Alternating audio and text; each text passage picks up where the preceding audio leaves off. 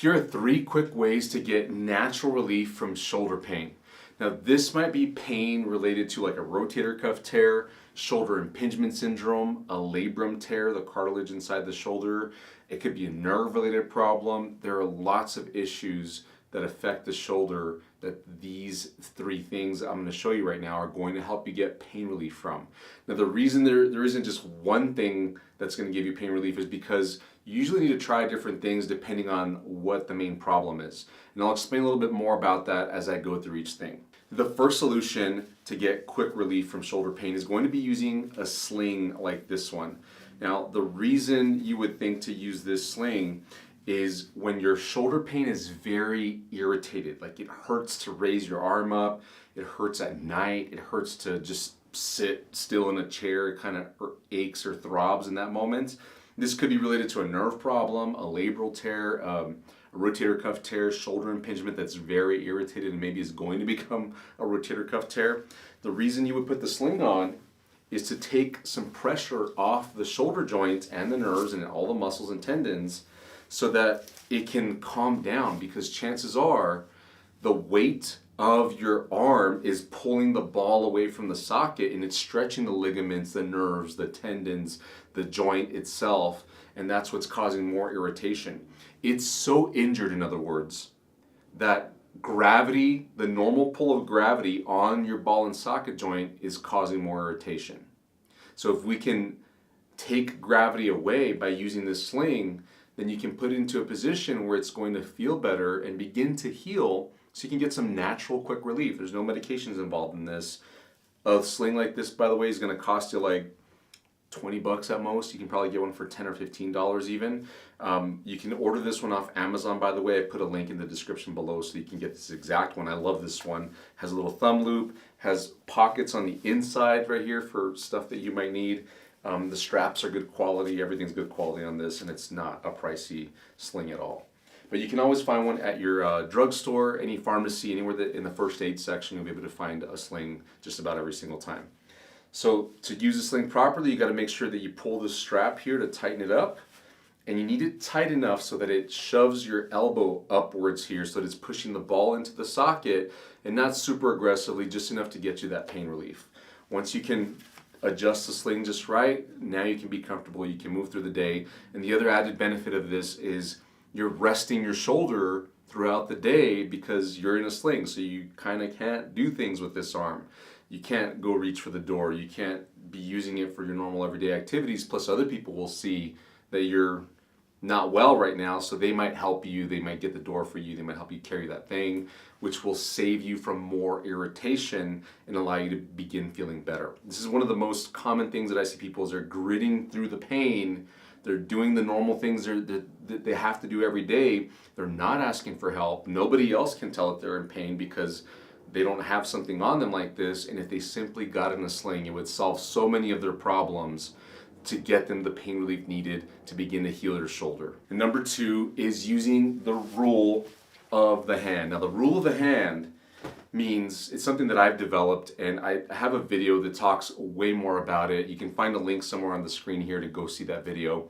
But in summary, really quick explanation is wherever your hand goes, like when you're reaching for things or doing exercises, like if you're doing a chest press or an overhead press, wherever your hand goes, your shoulder blade should follow it.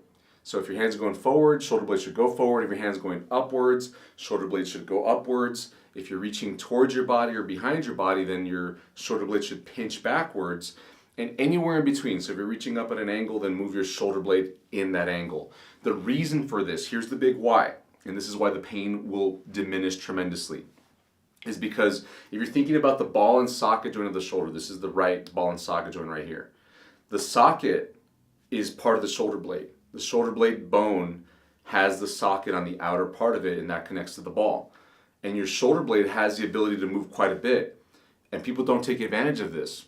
So when you go to reach up overhead, for instance, if you don't think to move your shoulder blades up, shrugging them, then the socket stays facing sideways and it begins to pinch and compress the top part of the joint right here, and that's what leads to shoulder impingement syndrome and labral tears and rotator cuff tears and other problems.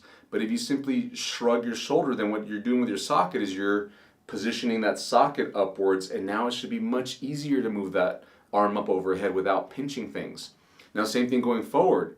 If you're reaching forward this way, by moving your shoulder blade forward, you're going to move the socket in this direction and ease the tension and compression on the sides of the joint.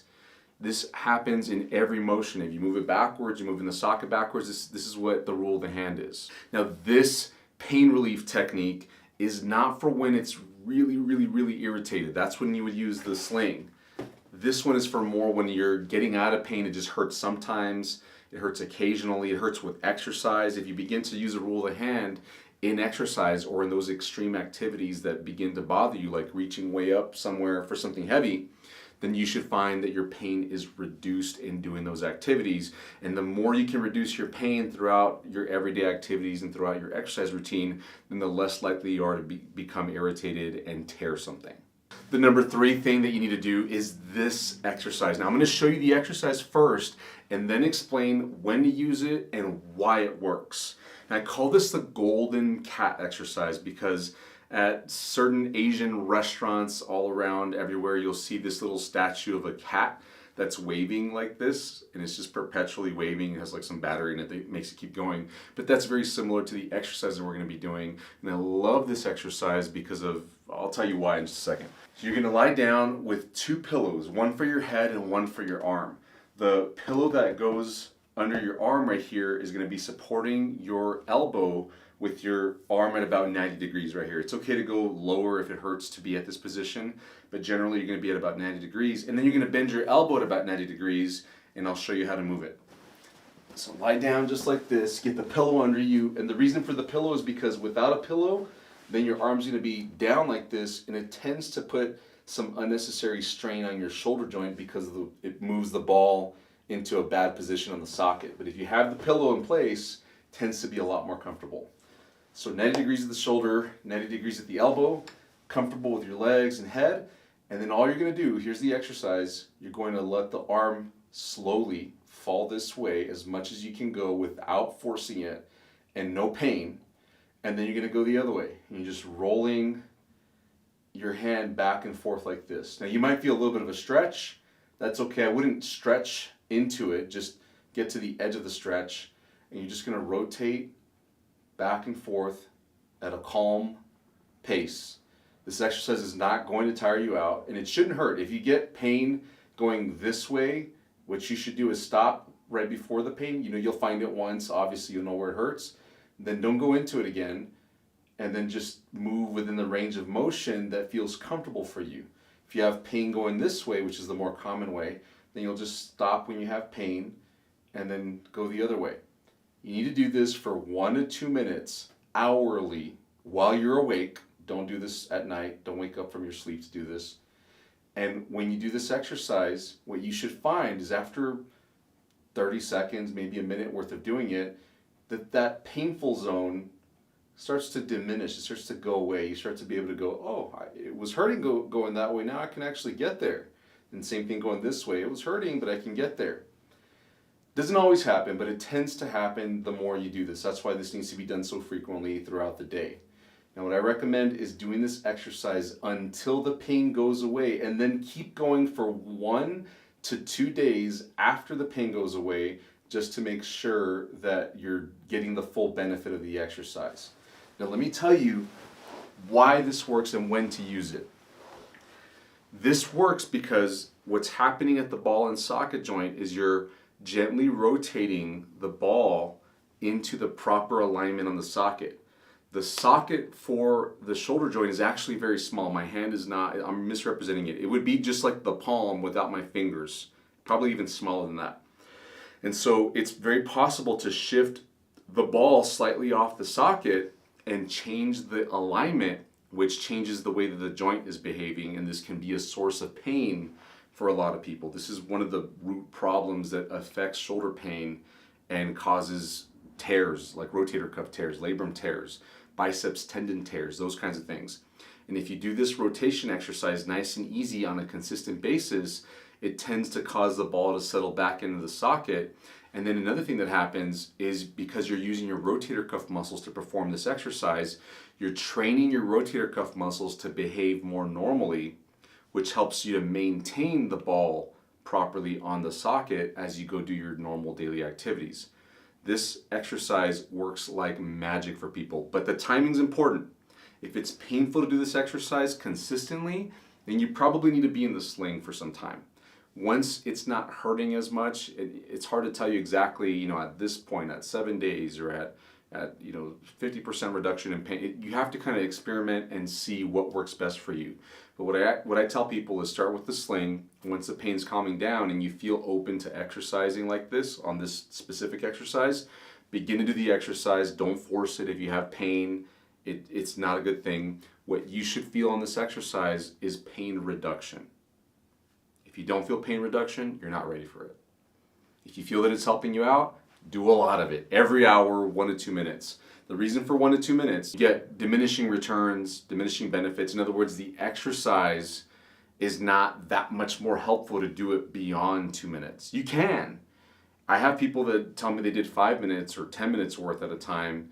It's going to take you more time, obviously, but you're not going to get that much more benefit for it. 1 to 2 minutes tends to be sufficient to get the alignment and the muscles woken up the way that you need it. You're better off coming back in an hour rather than doing 10 minutes every hour or trying to do 10, 20, 30 minutes once or twice a day. That's not as effective as doing 1 or 2 minutes hourly throughout the day. If you're dealing with a rotator cuff tear, a labrum tear, shoulder impingement problems, nerve issues, I've got playlists for just about all these conditions where I have lots of videos from YouTube here. All these playlists are linked in the description below. Go check those out, find what issue you have, and you'll see a bunch of videos on that condition. I've also got a rotator cuff tear recovery program that's a very detailed program that walks you through how to heal a rotator cuff tear on your own at home without having to have a rotator cuff tear surgery. You can find a link to that program in the description below. It's been a wildly successful program. A lot of people are healing their rotator cuff tears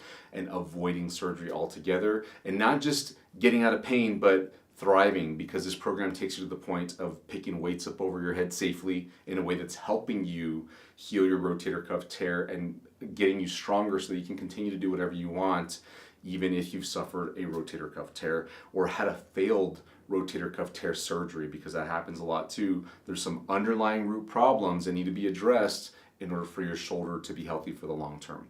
Hey, if this video was helpful for you, please give us a thumbs up. That helps us get this video out to more people that need to see it. And please share this with somebody. If you know somebody in specific that needs to see this video, please copy the link or hit the little share button on the bottom here and send that over to them.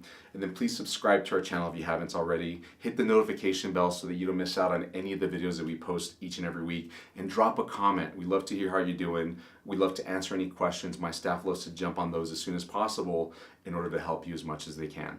Thanks so much for watching. I'll see you in the next video. Bye-bye.